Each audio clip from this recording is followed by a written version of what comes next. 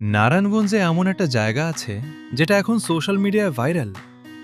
Jalkuri ১০ pipe, একটা ছোট্ট mini tourist spot, কিন্তু ভাইব একদম নেক্সট লেভেল।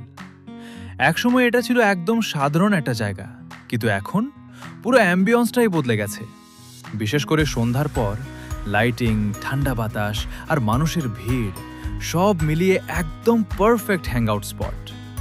ফুচকা, চা, আইসক্রিম, স্ট্রিট ফুড লাভারদের জন্য এখানে আছে স্বাদের ছোট্ট এক স্বর্গ।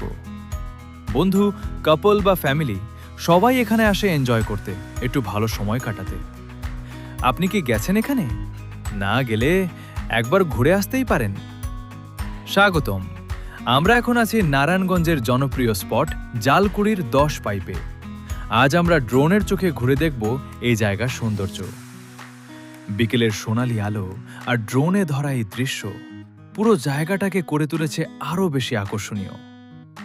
রাস্তার দুই পাশে সবুজ গাছের সারি, আর মাঝে মধ্যে ছোট ছোট দোকান, মেলা আর মানুষের ব্যস্ততা, সব মিলিয়ে এক জীবন্ত পরিবেশ।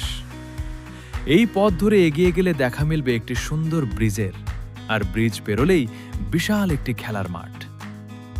এই মাঠে শিশু থেকে শুরু করে সব বয়সের মানুষ হাসি আর আনন্দে সময় কাটায়। পার্কের ভেতরে আছে নাগরদোলা, ছোট ছোট রাইড আর জলকেলির নানা আয়োজন। নৌকা ভ্রমণের ব্যবস্থাও আছে, যেখানে পরিবার নিয়ে ঘুরে বেড়ানো যায় আর কাছ থেকে উপভোগ করা যায় পুরো জায়গার সৌন্দর্য।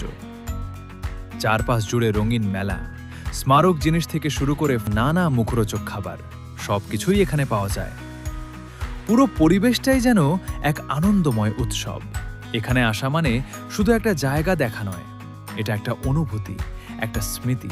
প্রতিটি পদক্ষেপ, প্রতিটি হাসি আর প্রতিটি মুহূর্ত একটা আলাদা গল্প বলে। ধন্যবাদ আমাদের সাথে থাকার জন্য।